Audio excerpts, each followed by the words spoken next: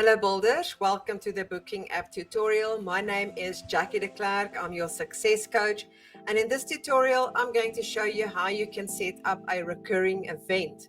Now this is great if you want to define the opening hours of your customers can choose the time that they prefer to attend on a regular basis.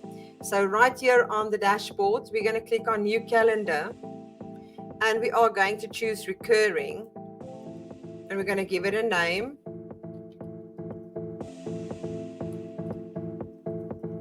We're going to click create new calendar. And then we're going to give it a good description. And then you can choose to upload your logo as well as a color that matches your logo.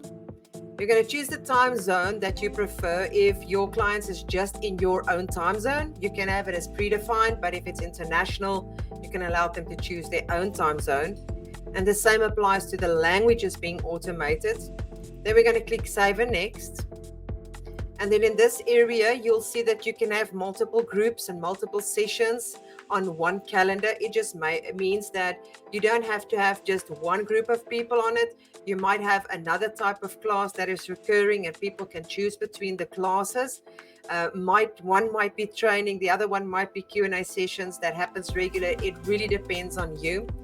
Here you're going to have a title. So we're just going to call this training. You can add additional description if you like.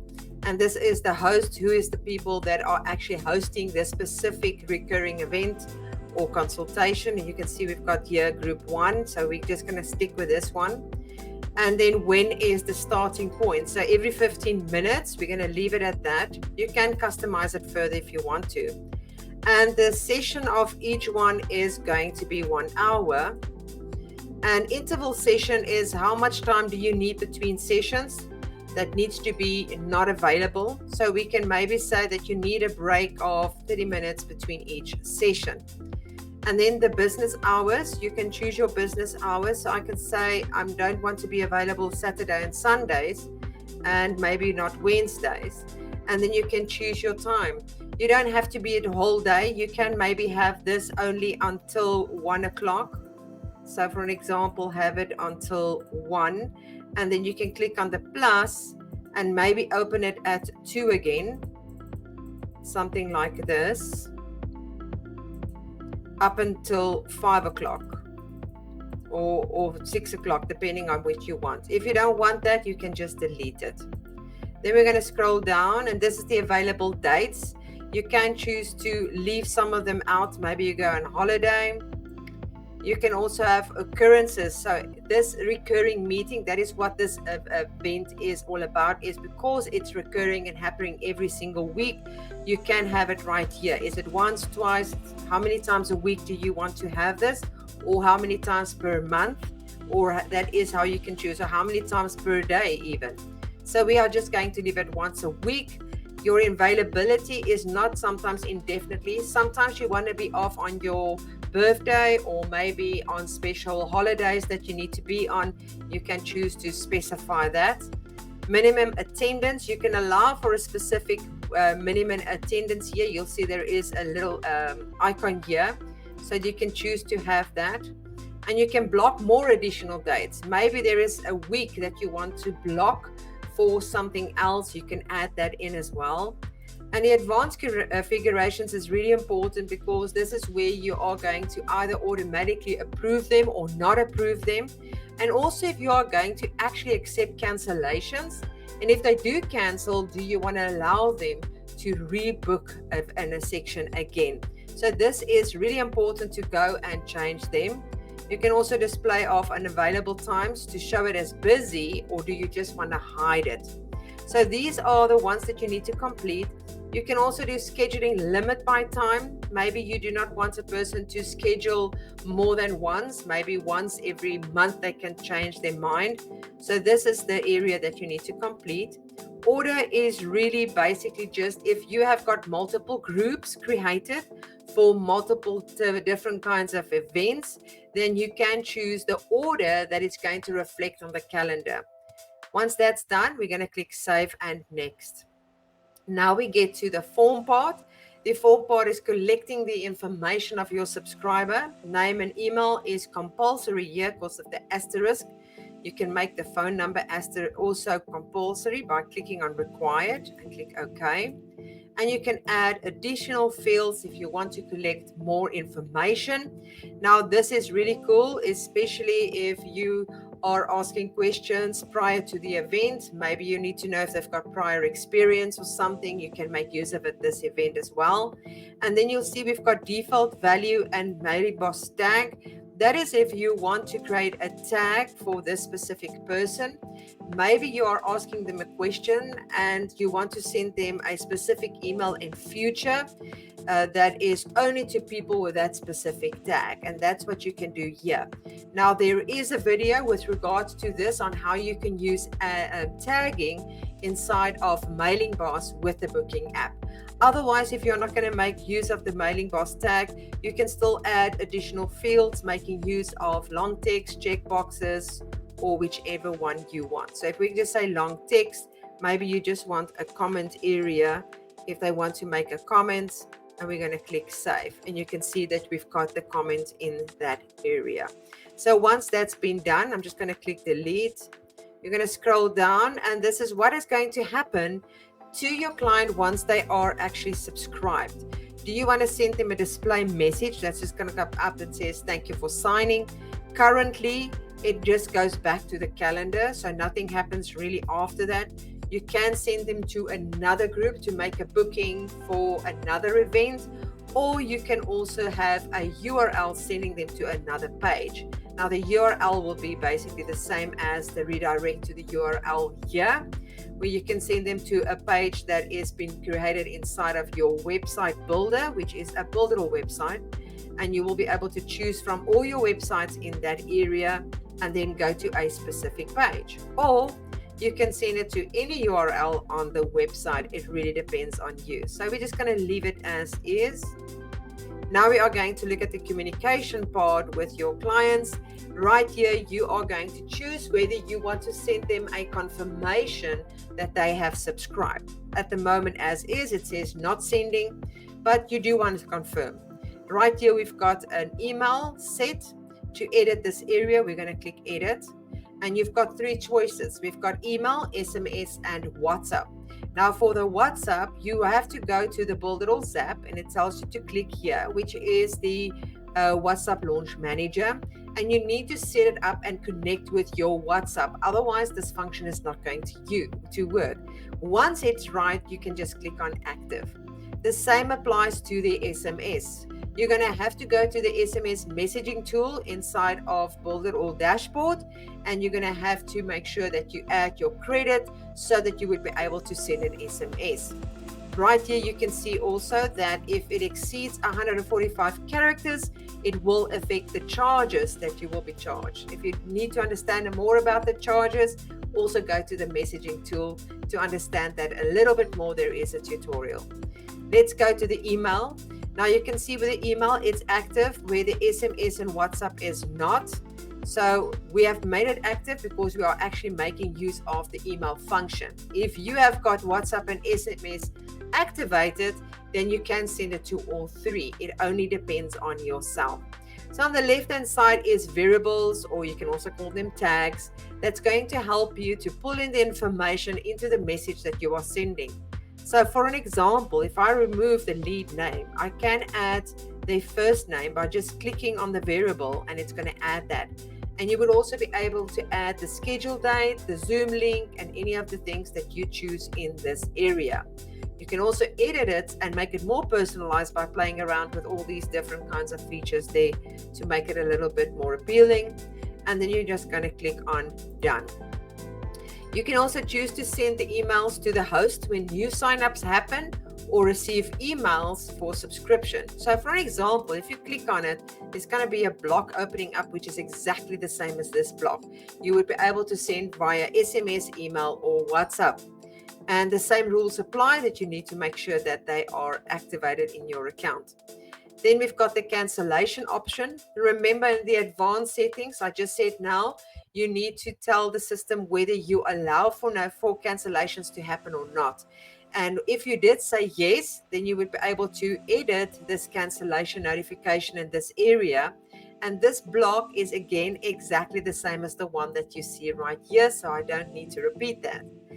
The same right here, we've got the send cancellation, but in this case, we do not want to send cancellations because this is just an example. Again, we can send reminders, which is a very good idea, especially if you want people to attend your events. We're going to click yes, send reminders, open up a new reminders to the subscriber, and there is a block that opens up. You can click on edit, and again, the same features happen both for SMS, email, and WhatsApp.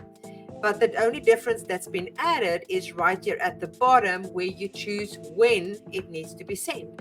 So this example is 1 hour.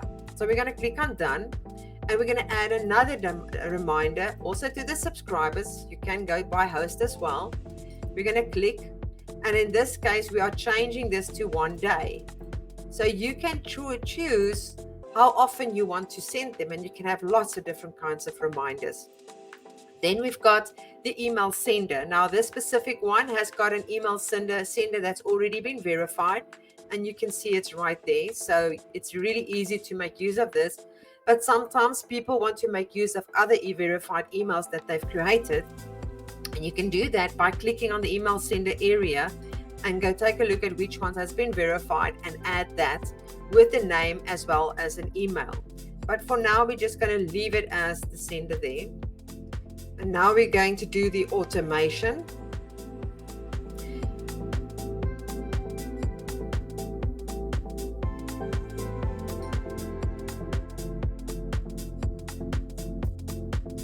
We're going to scroll down. And this is where we are going to synchronize your Google Calendar, do your Zoom link or your Google Meet link, depending on whether you're online or offline. So for the synchronization with the Google Calendar as well as Zoom, you need to make sure that your integrations has been added. But for this example, I'm just going to go through it. There's already a video for the integrations as well. So do not synchronize with Google. We're just going to say yes, we want, and we're going to click on add calendar. And then it will show you the integrations that currently is available. And then you can synchronize them as to how you want them. So in this case, I'm just going to say I want to read and write both ways. Then we've got Meeting Google Meet as well as Google Zoom. You can enable by choosing the platforms that you've integrated and then choosing the account. Because this one is not going to be an online event, we are skipping that one there. Then you can subscribe to a list like this, and you're going to choose the list that you've created. It's a good idea that your form that you've created for this booking is the same as the information that you're adding to Mailing Boss, just to make sure that the information is pulled through. We're going to click on add, and you can see there it is. Then we're going to scroll down, and you can see there is available tags. And we will talk about the tagging in the other video, as I said, with regards to using tags as well as booking inside of Mailing Boss. We're going to scroll down, and this is social proof.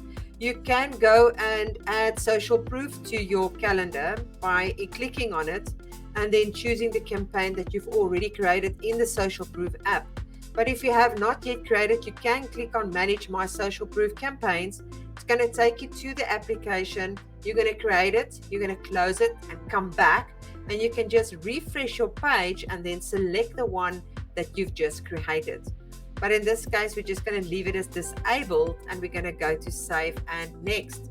Now we're getting to the payment area, and this is if you are accepting payments for your specific event that you are creating.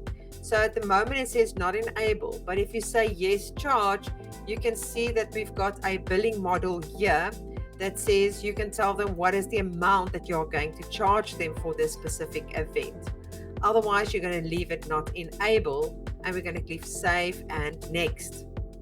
Now that it's been created, the next step is to go and make sure that you are customizing it according to your look and feel. By clicking on that button, you will see that there's multiple templates that you can use, or you can stick with the default and then just use these little cards on the side to change the look. And once you're done, you're going to click on save. I'm just going to close it for now. Then you're going to take a look. We've got these long number. You are able to change this by clicking on edit and change this to, I'm just going to say recurring, and we're going to click save. It's going to personalize a little bit more for you, but sometimes people also do not want to see this URL at the top of the page. They would rather embed the calendar inside of their website. And you can do that in two ways in Builderall. You can grab the booking link right there, or you can grab the embedded code. If you want to put it on another platform, just make sure that they've got the functionality for an iframe, and you can copy it right here into that area. Once it's done, you can always go and take a view on what it looks like when it's live. Otherwise, you can close it.